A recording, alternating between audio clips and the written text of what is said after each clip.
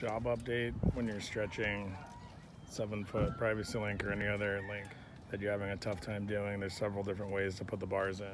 But some of the useful ways to conceal the last slat without using a half slat or stuffing the slat is to drill through the slat and put your bolts through there with your tension bands and make it up with a pretty clean look like this. There's several different ways you can do it. You can slide your bands behind there, put the bar in. If you're doing major production and you're trying to go fast but still look good and keep your security, a good way to do it is like this. And if you see that thing poking through, that's the pull jack. It's just to make sure you don't lose your makeups and you keep a good looking clean line so your wire dresses out really nice.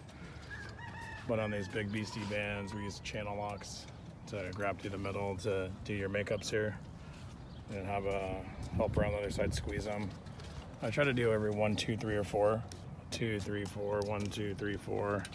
Keeps your spacings pretty nice. Makes the post look really good. If you end up matching the gate, it'll work out good. What it looks like on the other side is I've got that bar inserted horizontally to lift the height up. Nice spot ties up there. End up with a really clean looking makeup on the inside also. Tension wire knocked in right where it's supposed to be. Bands looking good. Dress job looking nice. Spot ties up on the top rail first and then on the line post ties.